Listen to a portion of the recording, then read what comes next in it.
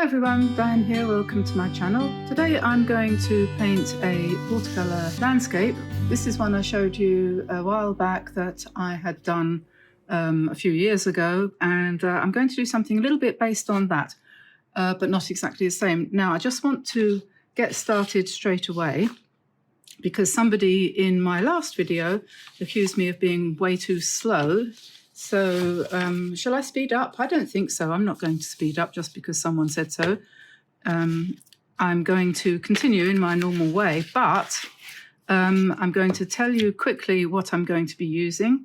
The same watercolor set that I've been using for the last few videos, and if you want more information about it, please look back to one of the earlier videos. I'm going to be using Meaden watercolor paper because, to be quite honest, for the price, I don't think you can do better. And many paintings after having started with this. I tried the other day, I went back to some Winsor & Newton paper and I was not impressed at all. So I am sticking with the cheap and charming, cheap as chips, Meaden watercolor paper, can't say fairer than that. And you get an extra 15% off if you go to the Meaden Art website. So you might want to do that. You just put Diane 15 in the checkout and they will deduct an extra 15%.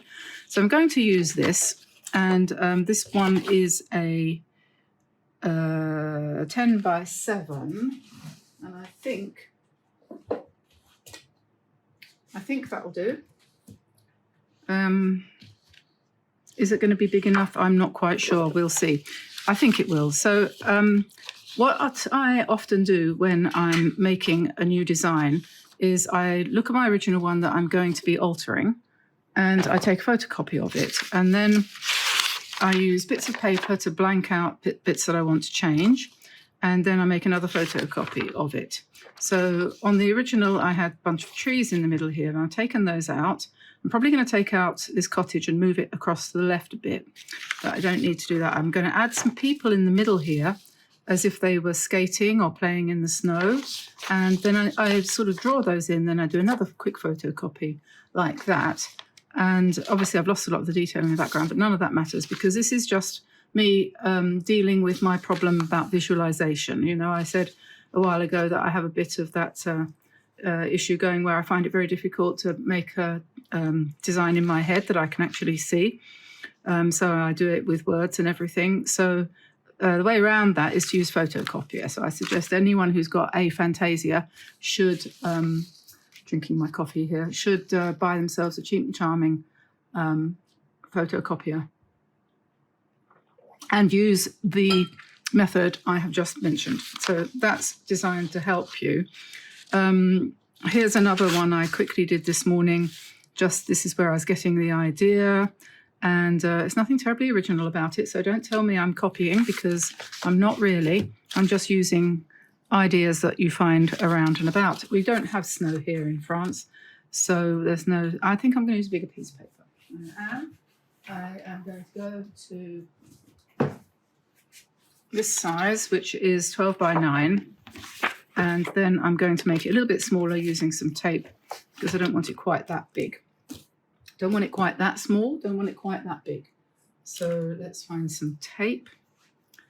And it's always a good idea to use a bit of washi tape. I'm going to put it part way on, not all the way, part way on. It just gives you a clean edge. You may or may not want a clean edge. It's up to you, obviously. So there we are, that's now done. So we'll go back to my original.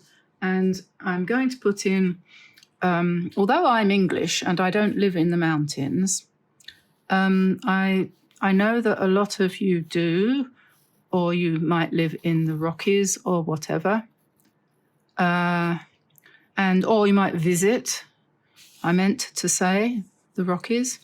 So you like the mountains. So anyway, in order to achieve a kind of mountain look, we're going to visualize some mountains and some crags in the distance there. And then I'm going to, this is closer, so we have some snow going up the side here. This was all in my original, so I'm just copying that a little bit. And then we're going to take some nice snowbanks across in the background there. And then we'll have another one here, and I'm going to pop in a little church, and it will have a sort of snowy roof and a tower, as all good churches do.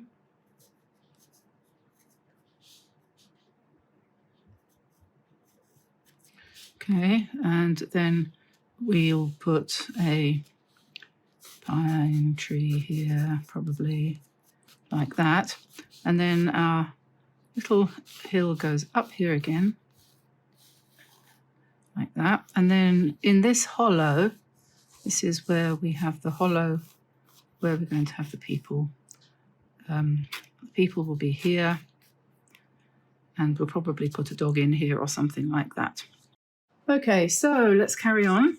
I was just interrupted by my husband bringing the dog back from a walk.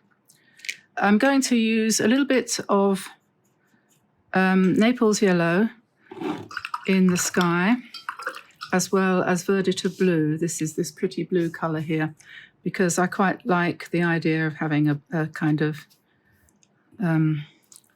nice blue sky behind the mountains. And I'm wetting the paper reasonably thoroughly, but not heavily. I'm not making it soaking wet, just going over it quite lightly with water, and then just leaving that for a second. It doesn't have to be left for hours to soak in, and you definitely don't need to soak your paper before you start, because you're working on a block, which obviates the need for that. Now pick up a little bit of Naples yellow, and the thing with Naples yellow is that when it meets blue, it doesn't really go very green. So it's a good colour to put on the skyline, just to indicate kind of, you know, light out there. Okay, and then we'll go for the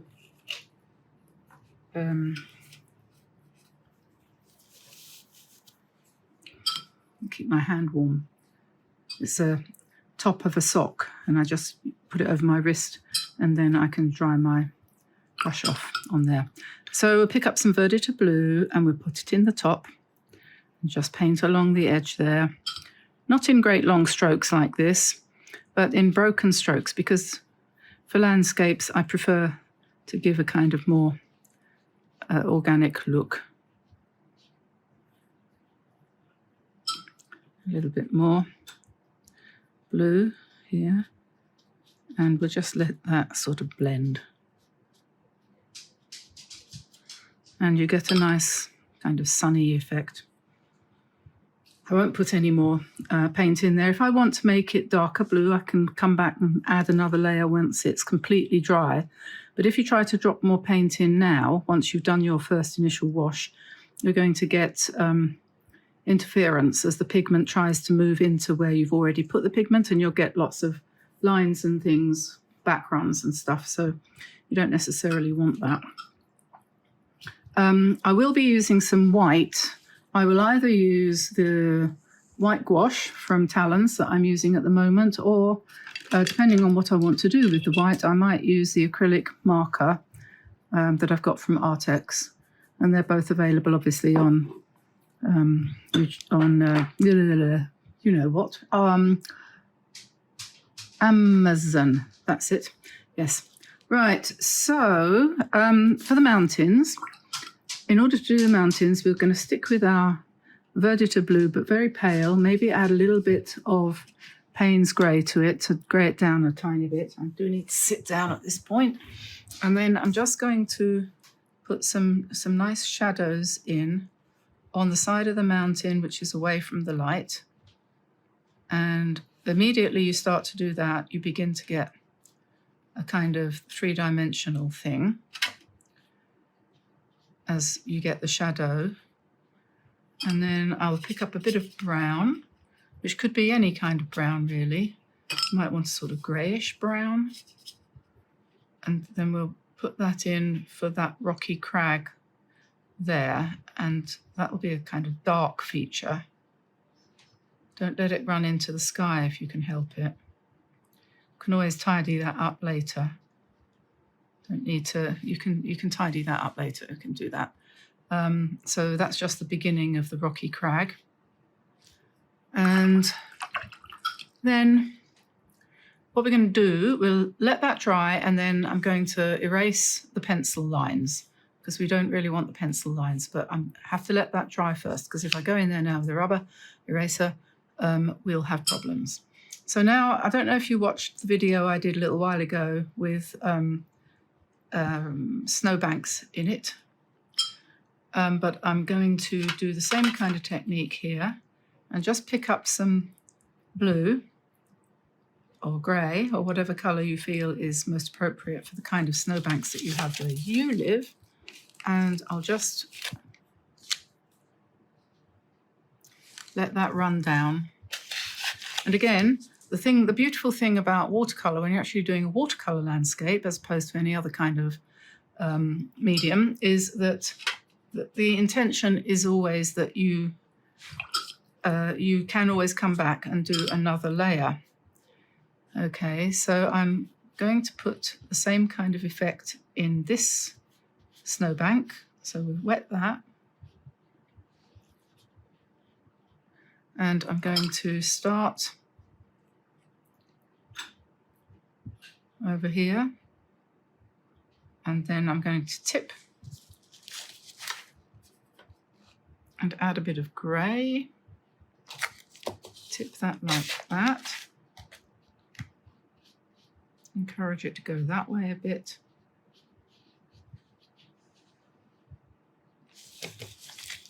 Okay, as I say, once it's dry, if it's the wrong tone, if this isn't dark enough, for example, you can go in again, wet the whole thing again, and drop another layer in. So we're going to do the same thing here behind the church. We'll wet the paper.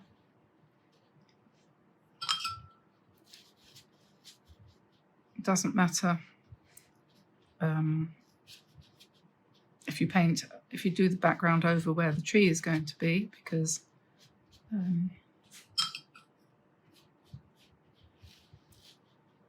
it will be covered up.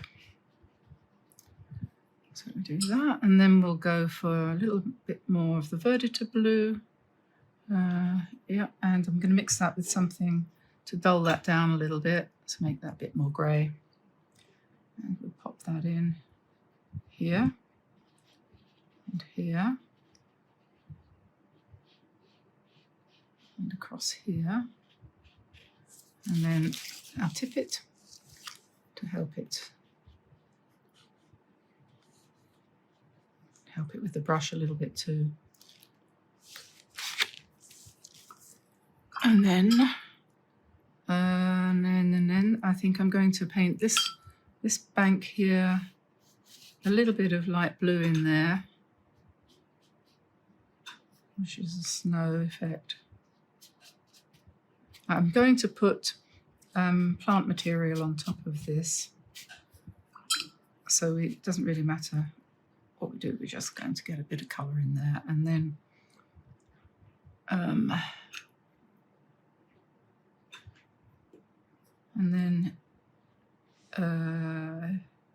here. So another way of doing what we're doing is to put the paint in and then wet it and let it run out. Okay. So that's another way.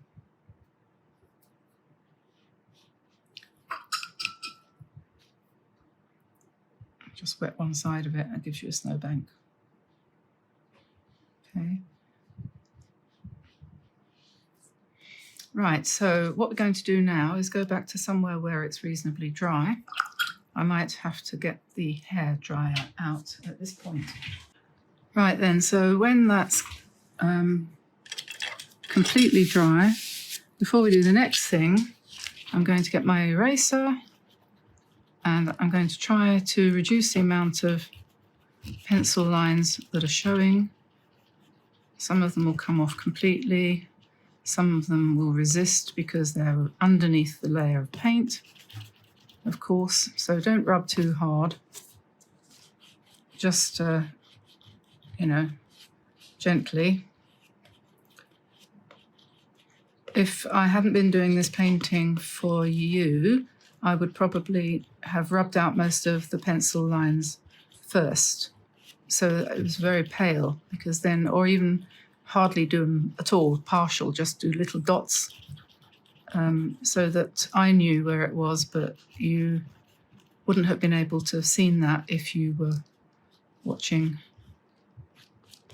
on a screen, especially if it's a bit small. So, okay, so most of those have come off, and what's remaining probably won't even show when the painting's finished.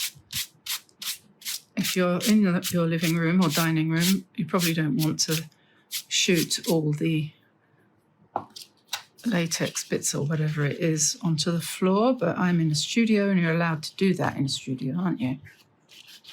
Right, so this is just a shaving brush, by the way. Sylvia from Germany gave me that. She sent me 2 of them. They're very useful. I use them almost every single day. Right, so we have our slight shadow on the left-hand side of the mountain peaks. And then you could, if you were doing a bigger picture, you might want to go in again and do a second layer of the same kind of light wash to intensify the shadows and give a bit more variety. But because this is moderately small, the next thing that we're going to do is to paint the crags, which are showing through the rock. And we want a darkish blue. So this is, I don't know, that looks like indigo, I think it is. I've lost my little swatch sheet. I don't know what I've done with it.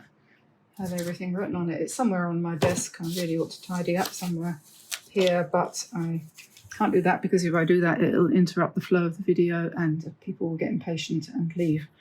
And we don't want that. Anyway, so we have indigo, and I think I'm going to just stick with the indigo.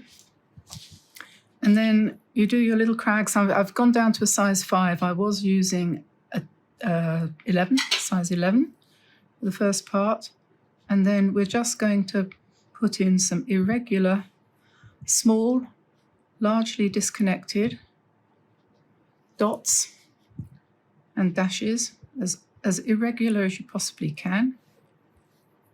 And wherever if you have a convenient mountain that you can look at, you could use that as a guide. Otherwise, you have to do it from imagination. Or you could use a book like David Bellamy's, one of his books where he uses this technique quite a lot. And talking about David Bellamy, I mentioned him in, have I already said this? I hope not. I hope I'm not repeating myself. I watched a video this morning which had been so badly edited that this poor woman who they were talking about, someone called Vanessa Bowman, she said the same thing 3 times in a row on this video in slightly different words, where they'd edited it so badly they hadn't bothered to check. I think that might be the fault of AI. Anyway, talking about AI, somebody said in the comments, and I shan't name any names, oh, no, David Bellamy's dead. He died in 2019. And I thought, oh dear. So I first of all composed a message to her, and I said, oh, I'm sorry to hear that. I didn't realise that he had died. And then I thought, I don't know about that. I'll check. So I went to Tinternet and I asked the question, is the artist David Bellamy still alive? Now, there was another quite famous person who was a naturalist, that is to say he did nature programs and not nudes, you know, not a naturist, a naturalist, which means in English, someone who studies nature. Anyway, his name was also David Bellamy, and for the whole of his life, he was confused by artists with David Bellamy, the artist. And I thought, oh, I don't know. So anyway, I checked and couldn't find anything on internet that wasn't talking about David Bellamy, the deceased watercolor. No, not watercolor, the deceased naturalist. And I thought, okay, I'll ask ChatGPT, because I get a lot of information from ChatGPT. So I hope you're watching what I'm doing, by the way.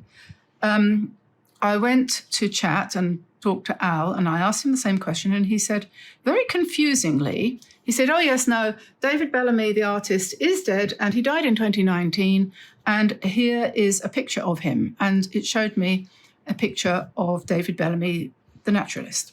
So I said to ChatGPT, I said, I think you might be a bit confused because that is not the person I'm talking about. That is David Bellamy, the television personality who I know died, but I'm talking about the artist, the watercolorist. And he said, oh, this is AI. I said, oh, I'm terribly sorry. Yes, that is a grave error, and I do apologize.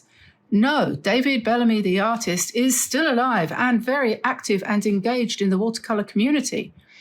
Please go and take a look at his blog, and so on and so forth. So I did. Anyway, so I'm saying all of this is to reinforce the fact that you can't believe, A, any comments that you hear on YouTube, B, any creator that you hear on YouTube except me.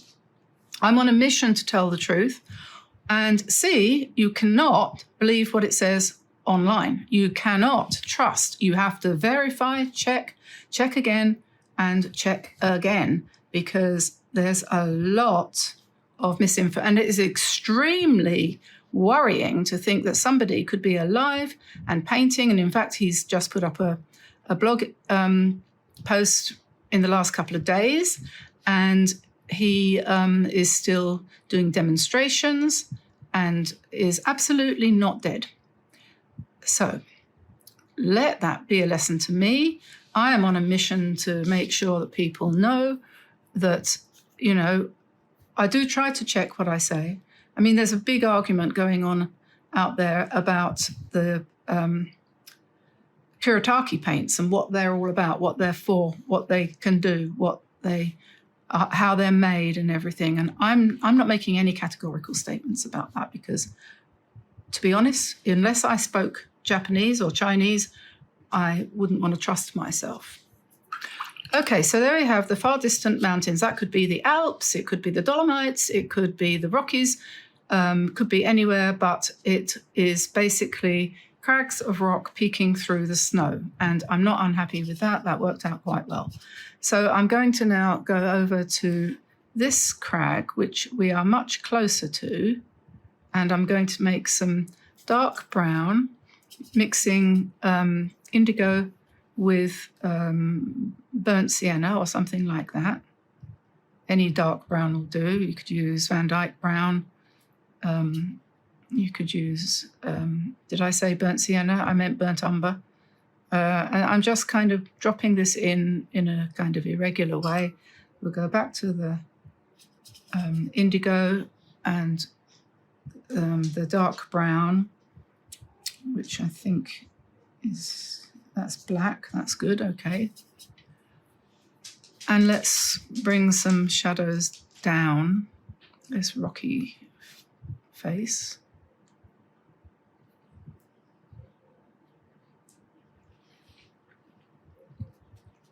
And I will add some white to this afterwards in the way of dots and things, but I think it's probably easier to do that afterwards. But if you do a bit of dry brush like this, you can get different textures and a mixture of textures. And then we can add the white to that to make it look like a craggy outcrop. Lots of different colours in it. So it's a little, this video is a little bit more in depth than a lot of the stuff that I do, but it's kind of a Christmas present to me, to myself, because as you probably know, as I've probably said, I did say just recently that, you know,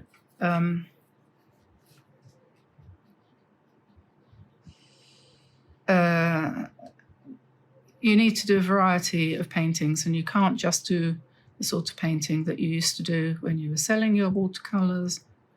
You have to do things that are going to appeal to more of a mass market without betraying yourself. Okay, so that'll do for that. By which time it's dry down here as well. And I'm going to in here we will put some dark trees. So we'll mix a bit of black and brown with some green. And then we'll just put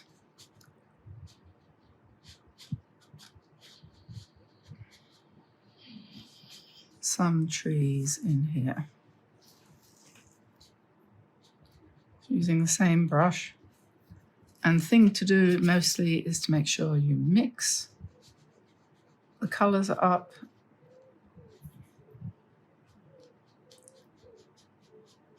And you might want to consider using a slightly darker colour on the left-hand side, because that's where we said the light was coming from. Those are the kinds of things you think about if you're painting a realistic landscape. You don't have to think about that, of course, because you can do it as we're going to have a little bit of Peroline green in there, I think, but not too much because it's quite a long way away. Well, I suppose actually being a long way away, you would want to make it quite dark. So we're just popping in some scraggly old trees with a bit of snow on them.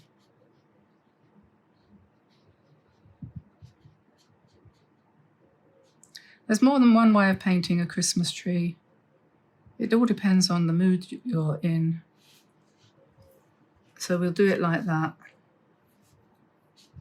Sort of flicky. And you want to tie it in with the thing that you started with. So if you've started with kind of, you know, quite a detailed sort of background, then you need to keep the same level of detail as you go forward. So I'm going to pick up a little bit of slightly grayer blue and pop in some shadow there,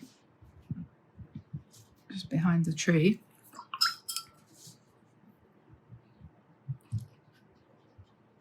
Soften that line, keep the one in front a little bit straighter. And now we need to put in the church. So I think that's dry now. I can probably rub out most of the lines because we want snow on the roof. So we don't want pencil lines there. But because we've painted behind, we can see where we need to go. So we'll just rub that out, and I'll also rub out the tree here too, and the line on there and here as well. We'll probably put some more trees in there, I'm not quite sure yet. So we get rid of these lines before it's too late.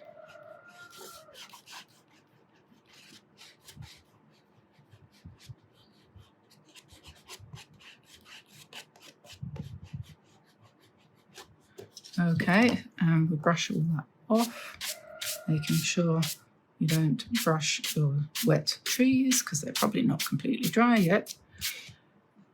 Okay, so if you can do this in two different ways. Let's assume that we're keeping this relatively realistic. So for the church, we might want to begin with kind of warm stone colour like this, a little bit darker than that perhaps, and we could start with the walls, and if we do the top line here a little bit jaggedly,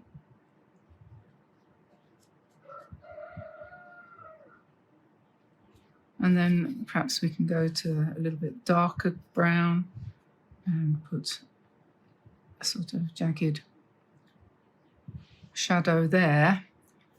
And then we need to do the church tower. I'm going to do an English church tower.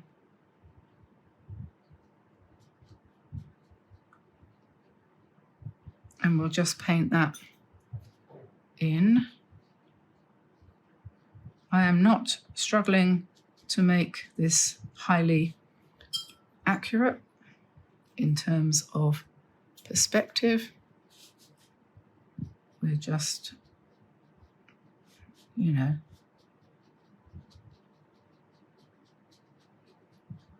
I want it to look a little bit real, but not too real. And then for the snow, we need to go back to our very light blue and just do some shadows. It needs to be lighter still.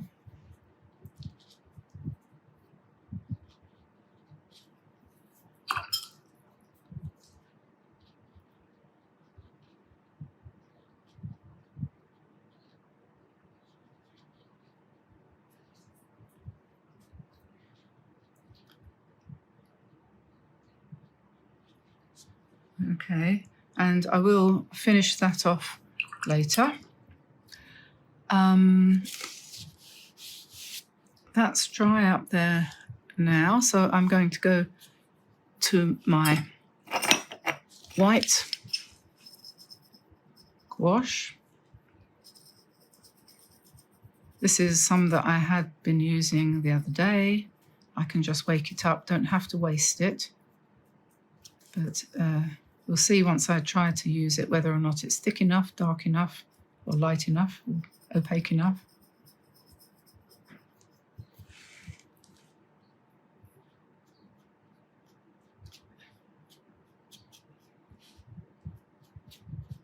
So I'm just using dry brush technique and dropping in some white, and then maybe a few bits where it's stronger white, where the snow is sitting on shelves of rock. We have to let that dry and decide whether or not we need to do any more there. Or actually, having done that, I was thinking I would just put a little bit of snow on these trees here. It will dry paler. That's the thing. When it dries, the white becomes less opaque. And now, I think the next thing is we're going to put some people in here. Now, I'm going to do them very stylized and very simple. And so you don't need to worry about not being able to do people. I'm just going to my reference painting here. I have a picture that I'm going to use. And I'll draw them in first. I hadn't done that because I didn't want to do it at the very beginning. And I'm going to draw the people in now, something along the lines of this. This is a very poor sketch, but it's just a kind of guideline.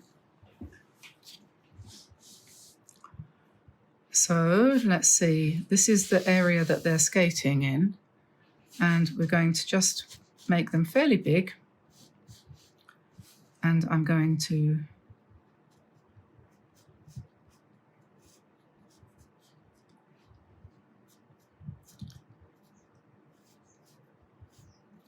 put the boots in first.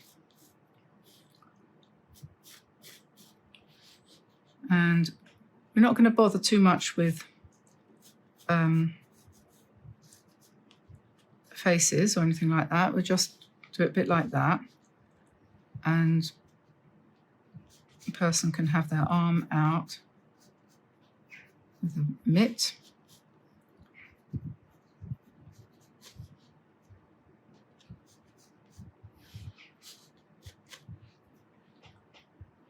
I think they're too fat.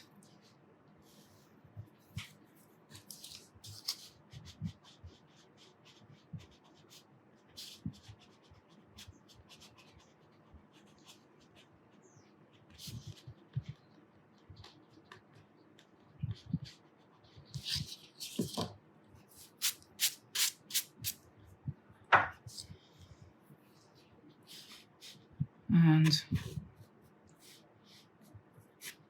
basically, if you saw the polar bear that I did the other day, that's basically what I'm doing, is just very similar.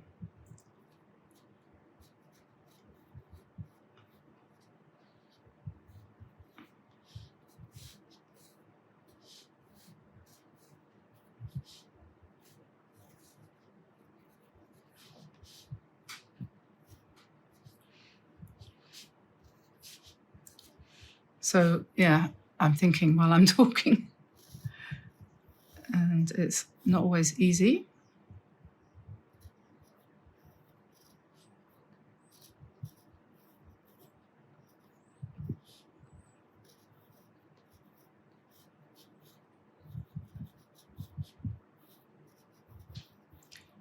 So I think 3 little people like that is probably enough. And then I'm going to put a dog here.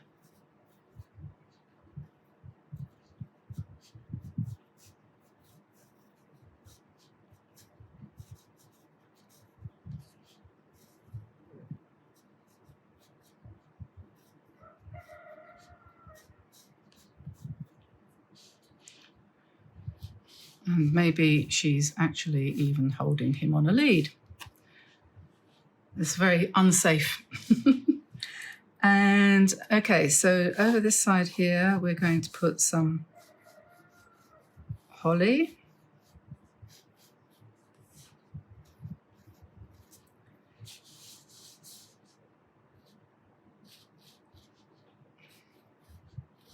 Just going to interrupt myself and turn down the air conditioning, I think, because it's blowing like crazy.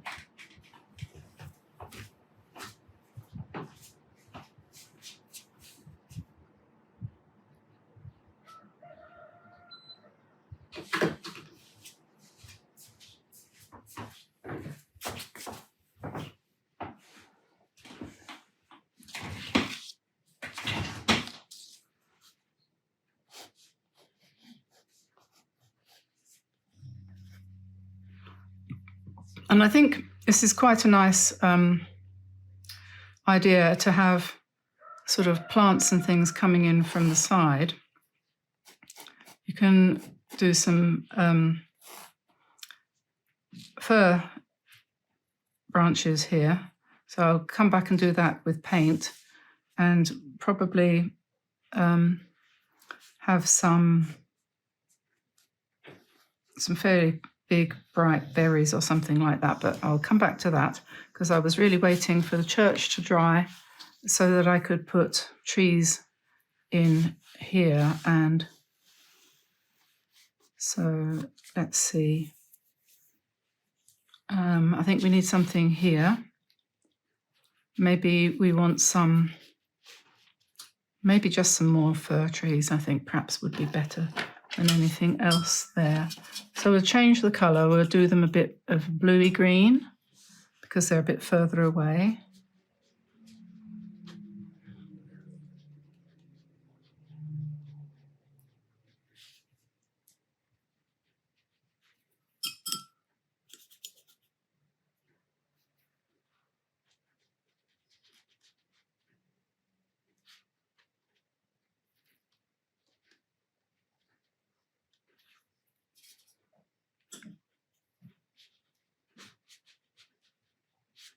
So less detail than there is on those ones because these ones are meant to be further away.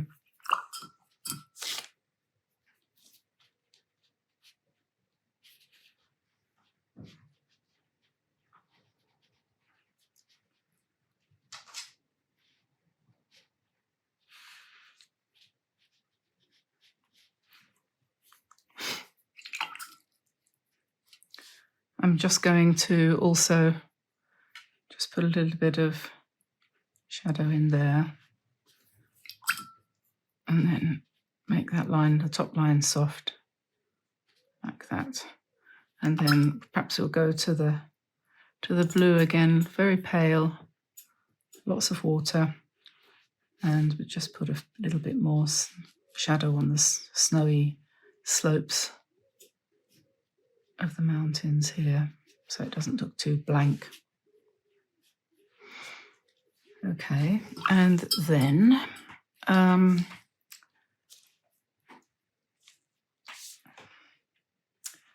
we need some black for the windows here, I think.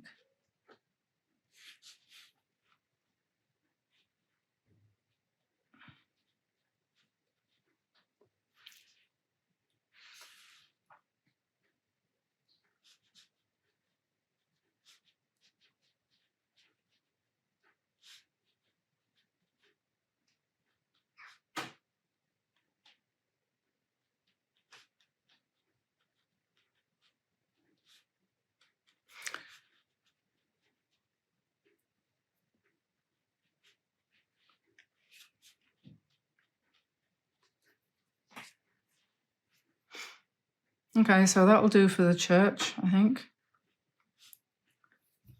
And then next to the church, let's have some trees. Let's have a sort of bush like this. And then behind that, we could have another fir tree.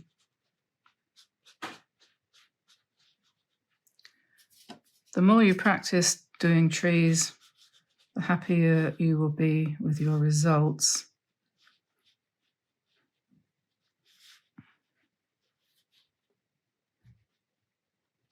And remember, there's all sorts of different types.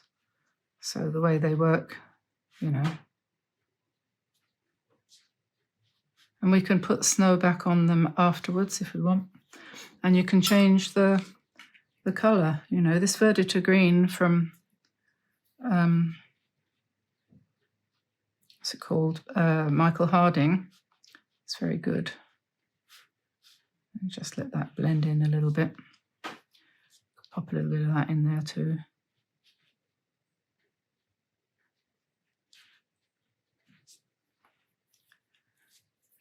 Okay. Right, so next thing, let's put these nice bright colours in for these coats and things that these people are wearing. It's pretty sort of dramatic, but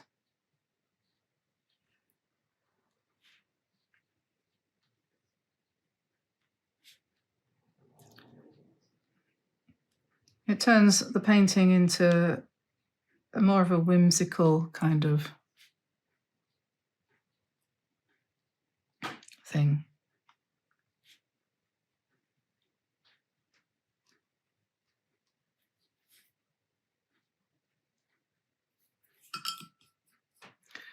And let's make one of them blue, shall we? We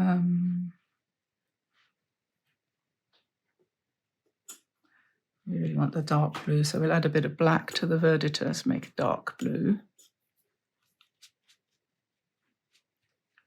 Some people say you shouldn't use black in watercolour, but I don't agree with that. I think nowadays, with the way people style their designs, their watercolour designs, you might as well make your own life easy. We aren't Turner. Well, he used body colour anyway, so he would have used black and blue, black and white. We definitely used white. I'm pretty sure he used black. Don't know where that idea came from. Anyway, so we're going to give this one some blue mittens.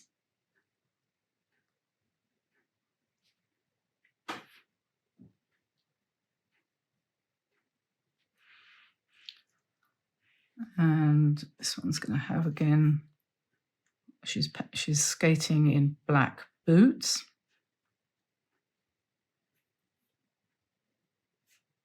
You just put a little sort of thing on the bottom, blade. And I'm going to give her a red hat.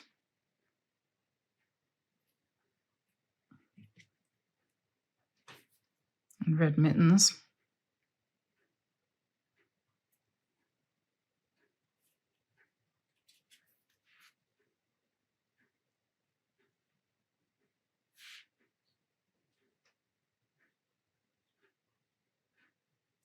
If you leave a bit of a gap between the mitten and the sleeve, it looks a little bit like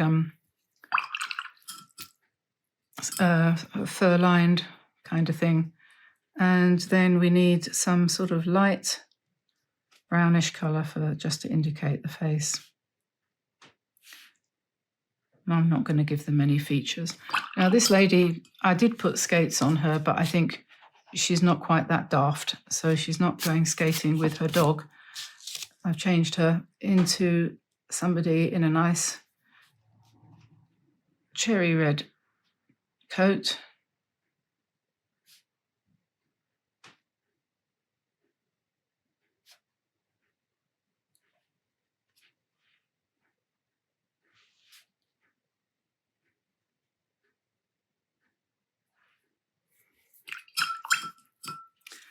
and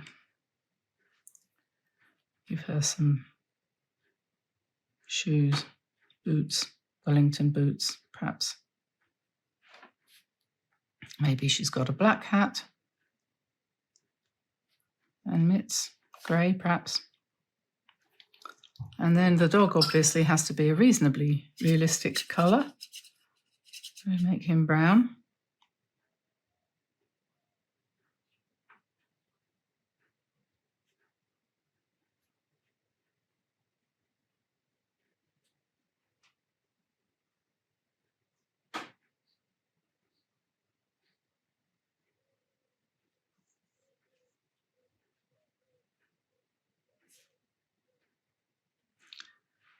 And he needs a black nose and an eye and a collar and a lead. She needs pom-pom.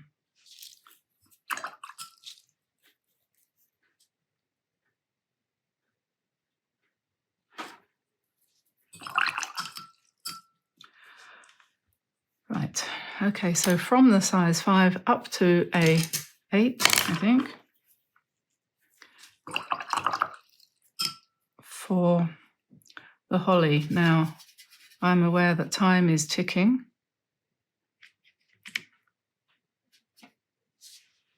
This is olive green, I think,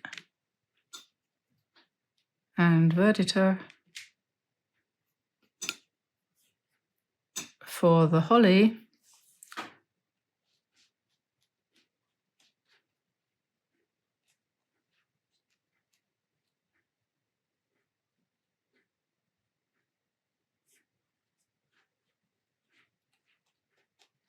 Now, if you don't like painting holly because of all the jiggly jaggly lines, I suggest the best thing to do is to paint it fairly loosely and relatively inaccurately, and then go over it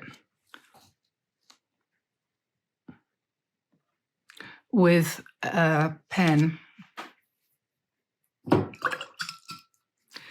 And on this side, I'm going to use, I've got a little Pro Art brush, which is called a sword liner. And I'm going to do some fur using that. Not fur as in F-U-R, but fur as in F-I-R, which is, because this does lovely fine strokes like that. So I'm going to have to turn my paper around a bit, and I'm going to do a stroke like that, just because it's fun.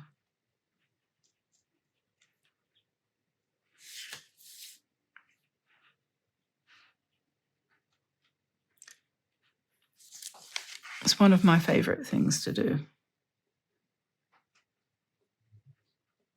Just do the needles kind of overlapping in different directions and vary the color a little bit.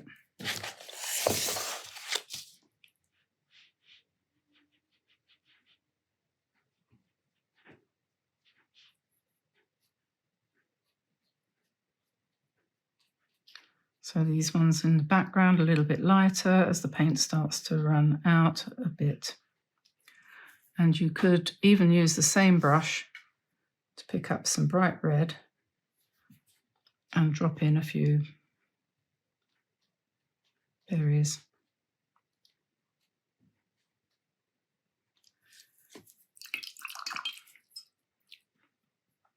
And we could do something similar over this side behind the holly. Do slightly different fur, can you see what I'm doing? Sort of pressing down a bit more. You can use this brush to do the vein in the middle of the holly leaves if you want to.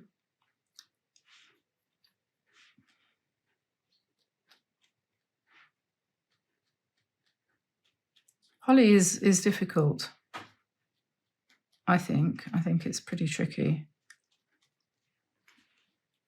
We'll come back when that's dry and put some red berries in.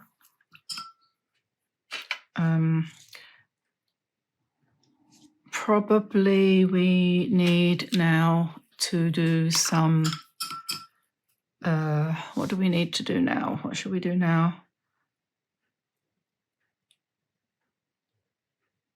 You could, well, we could just go for some nice red.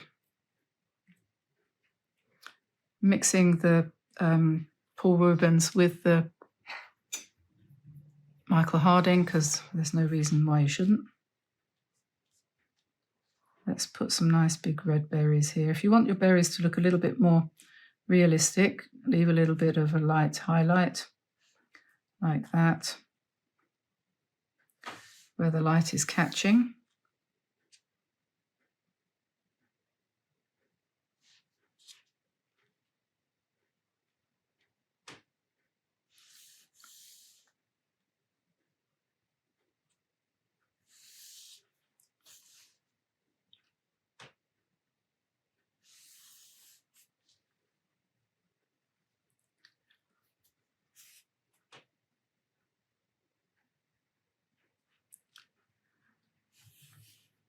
Can make these a bit rounder.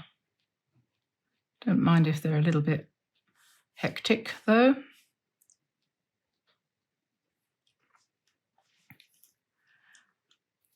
We could have some branches. I'm going to shift back to my 5 and I'm going to get some nice dark brown.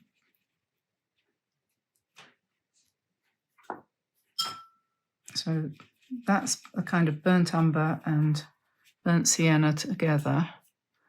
And let's bring in on the side here some branches of a bare tree.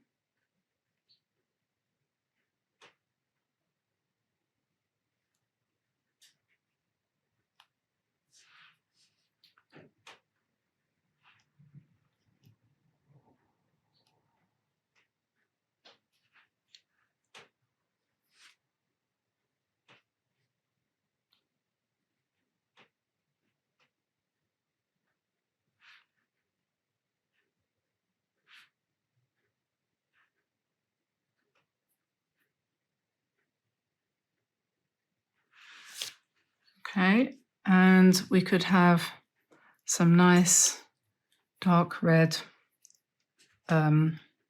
twigs coming in here, perhaps. And they could have purple. Where's the purple? Is that it? Yes. Mix purple with blue and you'll get a nice dark colour which would look pretty good up here. We'll just make it a bit wetter.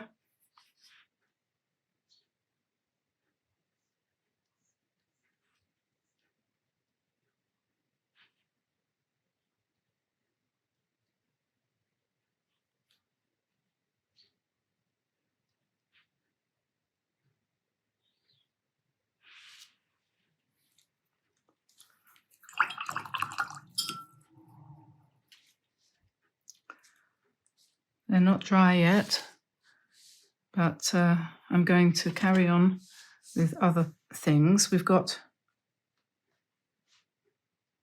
this is a kind of big puddle that these people are skating on. It's all about imagination, really, isn't it? And you know, it's not easy actually, but we're getting there. So she's come walking over here, as has the dog.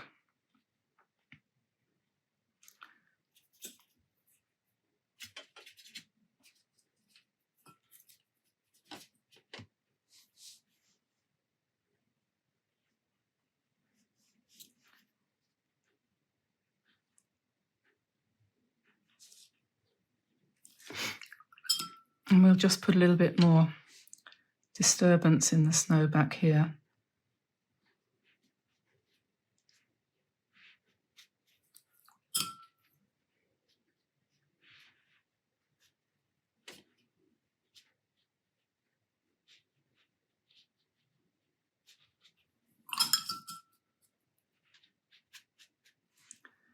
And maybe we'll put another tree here.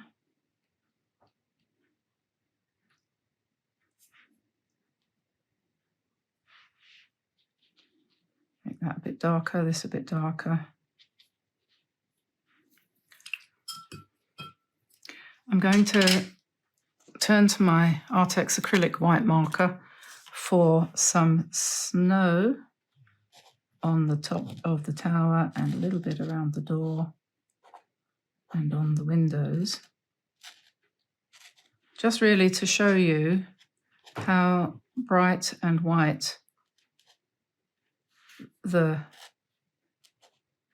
acrylic white can be. So that's all snowed up, got on the windowsills and everything, and then we'll come in with black.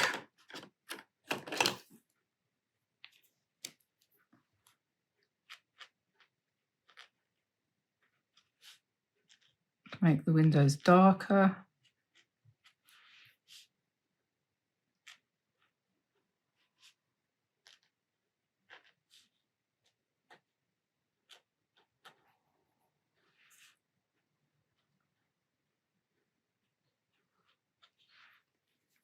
And you can combine the use of a brush with these markers. You can put it in and then take it out or paint into it to make it look a bit more painterly and a little less juvenile.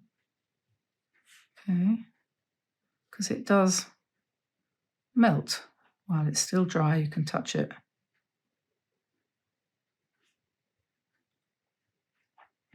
With a brush and get a better, more natural effect, and we'll wait then for that to dry.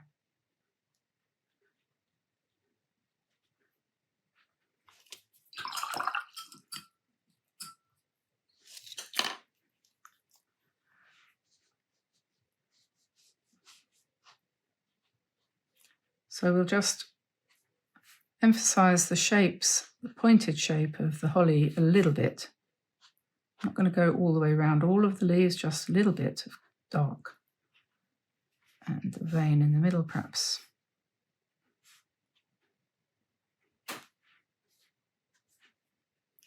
And again, same trick, fairly quickly. Come in with the brush and just smush it around a little bit. And if you take more time over this than I can afford to while I'm doing a demonstration, you'll get a better, more detailed effect. Okay, so what have we got now? I think probably we're getting towards the end. You could grab a finer marker, fine liner. I've got a 0.3 here. And I think I can sort of finish off these people best of all if I just carefully sort of give them little eyes.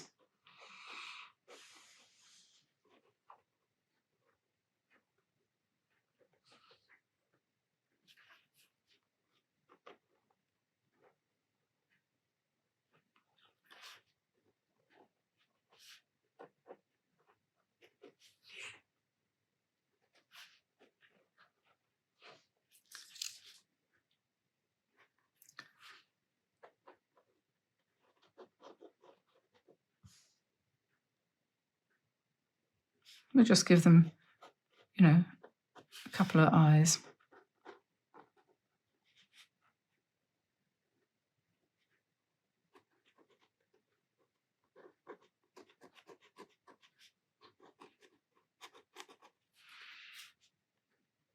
You don't have to use a pen, but you can, if you're the kind of person that wants a little bit more detail, it's probably the easiest way if you're doing watercolor.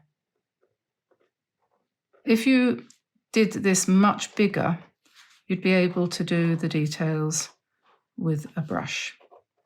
But when you come down to this kind of size, this is something I have noticed, you can't really. It's a bit difficult. But if you did it bigger, supposing you were going to paint a Christmas card and you wanted to put detail in, you wanted to do it by brush, then the best thing is to do it much bigger than you want it to end up, and then just reduce it down to the size that you want. Now here is my red Artex marker, and that is just brilliant for sharpening up the roundness. If you want your berries to be round, you can go around what you've painted, and then you're adding another layer of colour as well. So that's nice. And you can dot with this, so you could do little circles on this tree here, for example, that's got berries on it. It's loaded with berries. I think that's probably a hawthorn or something that's still got some berries left on it. So really, you know, there's no real reason not to stop now.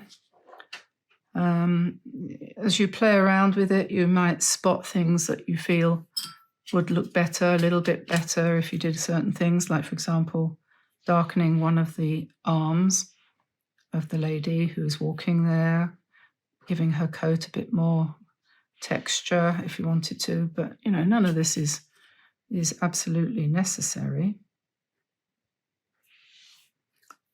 We could put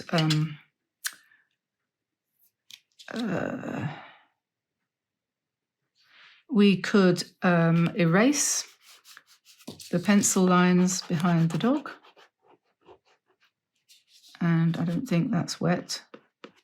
So when it is dry, you can just go around and take out the last of the pencil lines. Like I say, I could, oops, yes, you see, that's what happens when you're too hasty. Doesn't matter, that's fine.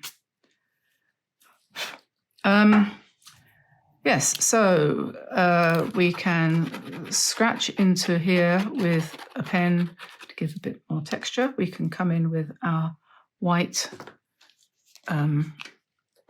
snow to, I nearly forgot that, but I did say that we would probably do that, so emphasize the white, because this thing is much more efficient at pure white than the white gouache is. So just put some snow there as you wish, and you can obviously modify the shape of the hill that it's behind. You can cut into that and nobody would know what you've done. It's perfectly acceptable. So there we are. Yeah, I think I'm going to leave it like that because I think it's long enough now. And I hope you give it a try because it's quite fun. And you could put more trees here. You could put a wall or a fence or other things to make it a little bit more interesting. Oh, I should take the tape off because that does always make a difference. And apart from anything else, it's a satisfying kind of thing to do. And we all need a bit of satisfaction. You could make the sky darker if you wanted to, but you see how we have nice fading into the horizon. So it looks like late afternoon in England where the sun's going down. And so on and so forth. I'm aware that my church looks a little bit as if it needs some TLC, a bit like Notre Dame. You just build up the tower there a little bit, I think.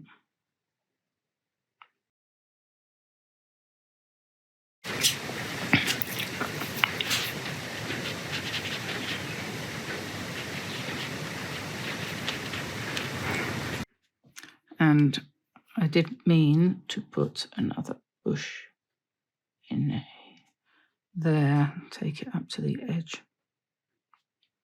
That's better. But we do need one thing, one little bit more shadow.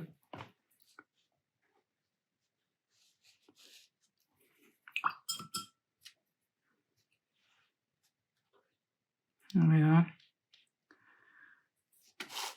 And I'm going to pick up a little bit more blue and just final touch. We make the snow look as if somebody has been playing around in it, and that will be the dog.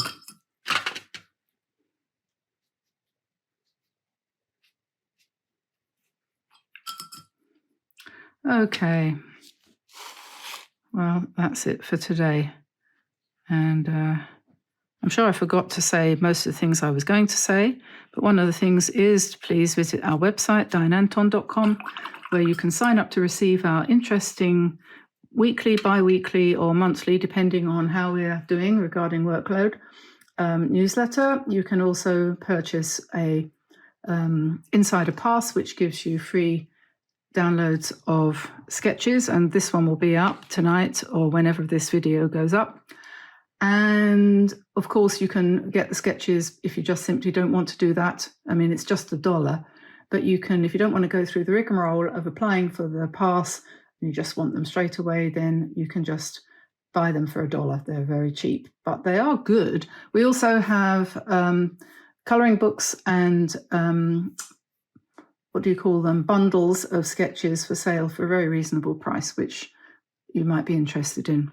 So goodbye from the valley where they're skating, and I will see you again soon. I'll say bye-bye for now, everybody, and have fun.